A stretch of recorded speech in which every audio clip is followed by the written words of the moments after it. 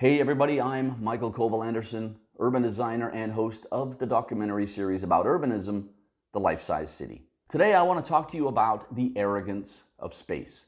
I first noticed the arrogance of space in Paris a few years ago. I was standing atop the Eiffel Tower, looking out over that amazing city, and then I looked down. I looked down at the intersection between the tower and the river, and I was absolutely astounded by the scale of this intersection, this last century monstrosity. So I took a photo of the intersection and I went back home. And when I was at the office, I decided to try and map out the arrogance of space. I put on a simple filter in Photoshop, dividing everything up into square meters on the photo, and I put on a color code so that I divided up all the space based on the different user groups using this intersection and the areas around it. It ended up like this. And yeah, we can all agree that that ocean of red allocated to automobiles is screaming back at us. It is so obscenely arrogant, the amount of space given over to automobiles in this intersection and intersections all over the planet. The next thing I did was I started counting how many people were using the different colored sections. And look at that, only 23 humans are using that ocean of red at the moment that I took the photo. But look at what else is happening in this intersection. There are only 8 bikes, a couple of them were rickshaws with tourists on them, but you have lots of pedestrians on the riverside enjoying an ice cream, buying something to drink or whatnot. It was a hot day, but just look at those pedestrians. 38 of them clustered together on their little pedestrian island in the middle of the street, waiting for the grace of the traffic engineering gods to allow them to pass and see the damn Eiffel Tower. Come on, this is one of the busiest pedestrian intersections on the planet, with millions of people going to the Eiffel Tower every single year. But it's clear who the traffic engineers in Paris prefer in this intersection. Look at the design of it. It is a leftover of, last century car-centric planning. Those curbs that sweep around the corners. Who wanted cars to have to slow down when they were navigating through the city back in the 1950s? You look at that and it's like looking at a museum piece, man. Amazing to think that we planned our cities like that. Even more amazing and depressing to see it live, in play, in a modern European city. On the ground, when we're standing down at intersections like that, we don't really notice the scale of the intersection in the same way that we do when we're looking down from above. We're just trying to navigate a vast urban tundra of asphalt. We're trying to survive as we cross the streets. Even when you calculate how much space the cars, the motor vehicles themselves take up, it's still an arrogant amount of space that they've been given. This is not urban democracy, people. This is transportation dictatorship. And this has been going on in cities around the world for decades, generations. At the end of this video, I'm going to show you how I can fix this intersection, prioritizing pedestrians and cyclists and reducing the amount of space given over to automobiles. And I'm going to show you a really cool online tool that you can use wherever you are in the world to map out the arrogance of space in your city. After my experiences mapping out the arrogance of space in Paris, I could not unsee it. The same thing's going to happen to you. Once you see the arrogance of space, you will never unsee it. Not long after I was in Paris, I went to Calgary in Canada to do some work. I was there for about a week. I was staying at a hotel where I looked down on a busy street, a one-way street that roars through the downtown area. Coming from Copenhagen, I was absolutely fascinated by the width of the car lanes. Arrogance of space right there in every car lane in North America and many other places like it around the world. And I was almost fascinated and hypnotized by it. I was waiting, looking at all the motor vehicles that were traveling down this street, waiting for one that would actually fill out the entire travel lane. I waited in vain. There were some very large trucks, some fire trucks and whatnot, but none of them filled out the entire lane. So I took a photo of this section of street, and when I got back home, I looked at it. I had the maximum width of a vehicle traveling down one of the travel lanes, and I had the average, doing some rough math based on this photo, and I realized that there is a lot of space that is completely unused. So I did a quick fix in Photoshop, taking away that excess space, and created the space for a Copenhagen standard cycle track on one side of this one-way street. It was incredibly simple. Man, The lane widths are wider than some European countries. That's how incredibly wide they are. You just drive along and you can drift left and right. This is the low-hanging fruit for North American planning. Narrowing your car lanes. It improves safety as well when you have a narrower car lane. You have to focus more when you're driving. And man, we want motorists to concentrate more everywhere that they're driving, especially in our cities. I do this all over the place. Like I said, I can't unsee it. Barcelona, on the huge Diagonal Boulevard, one part of it there, and you take that photo and slap on the filter.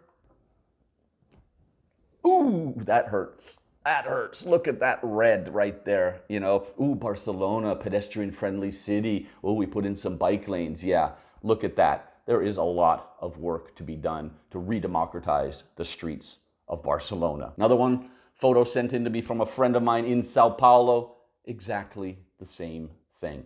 When you slap on the Arrogance of Space filter, bam.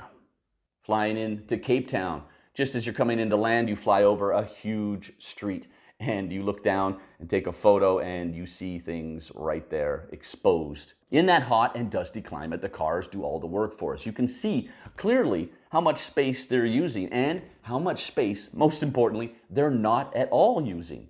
Right there is the case for narrower car lane widths and fewer of them as well. Man, this Arrogance of Space technique, it really is a whistleblower. This is the Edward Snowden of urbanism right there. I know from experience that that joke works so much better in Europe than it does in the States. But hey, it is a whistleblower technique. Well, speaking of snow, if you live in a winter city, you have a seasonal opportunity to map out the Arrogance of Space. The weather does it all for you. This is the intersection outside of my home after a snowfall, and it is clear to see how much space goes unused. Many people around the world are mapping this out in the winter if they have snow in their city. They call it the Sneckdown. Now, a neckdown is a planning term for narrowing the intersection, creating curb bump outs to make it a shorter crossing for pedestrians. Check it out. Check out this hashtag on Twitter, on Insta, and you'll see so many people posting stuff from around the world revealing how much space is going unused and how little space automobiles actually need to navigate through the city. There are varying scales of the Arrogance of Space, and some of them, man, are so depressing. This is Moscow. Man, oh, look at that. Look at that street. And you put on the filter, boom, look at that. Oh, man. In Russia, they have an expression, and everybody in the country knows it. It's centuries old. There are only two problems in Russia: fools and roads. Right? You say that to any Russian, there are only two problems in Russia, and they will complete the sentence for you. But it looks like in the Russian context and the Soviet context before it, it looks like the fools for many decades have been actually tasked with engineering the roads.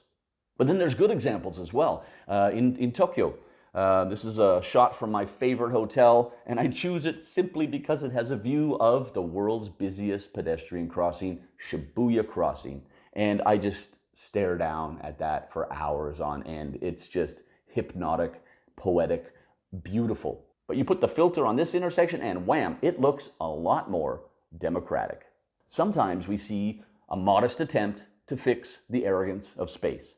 This is an intersection in Copenhagen, and like in Paris, what we saw earlier, they have the curved curbs. But the city of Copenhagen here has made a quick fix.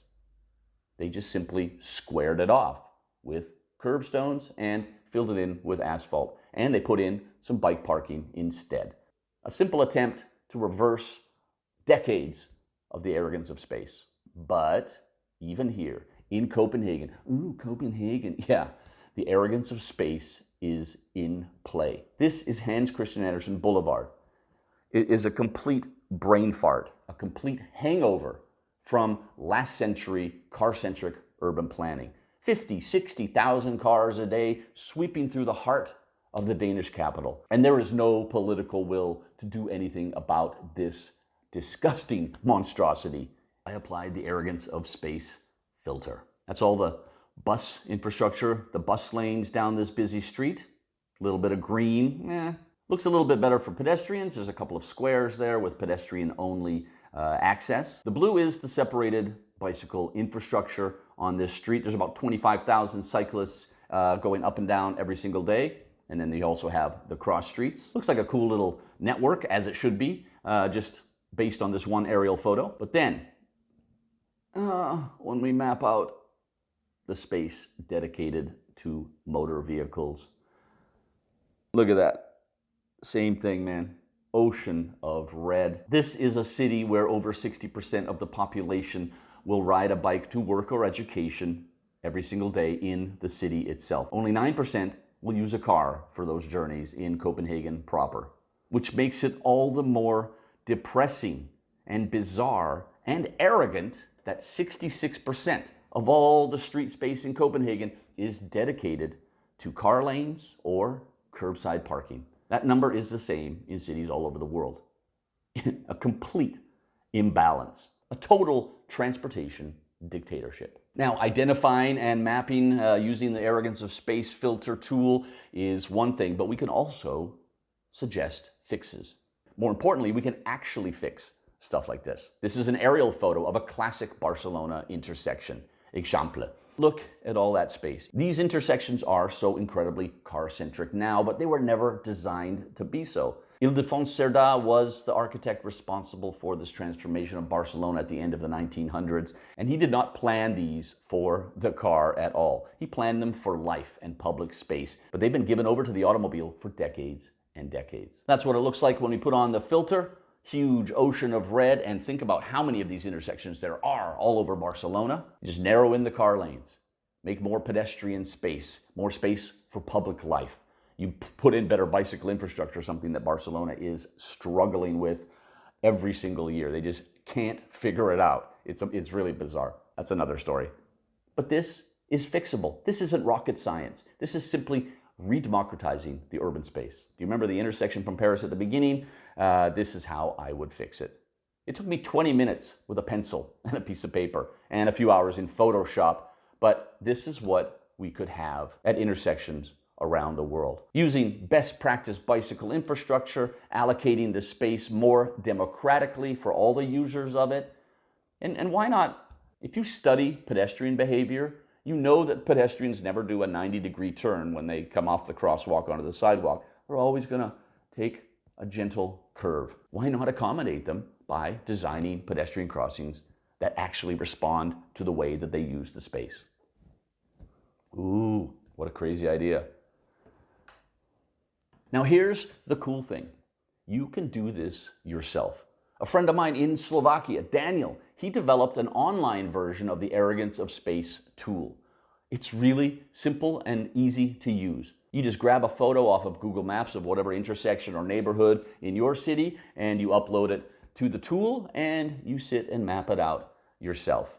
Export it as a graphic when you're done, put it on social media, hashtag Arrogance of Space, or send it to your local politicians who continue to neglect pedestrian and cyclist safety and maintain the arrogance of space, this transportation dictatorship, man. I'm going to link to this website down in the description so you can have a look at it. I'm going to link to an article that I wrote about the arrogance of space if you want to read more about that. And I also write about it in my book, Copenhagenized, the definitive guide to global bicycle urbanism. Although the Arrogance of Space tool does not only apply to bikes, it applies to absolutely everybody in our cities. It's time to take back your space, reallocate it, redemocratize it. Thanks for watching.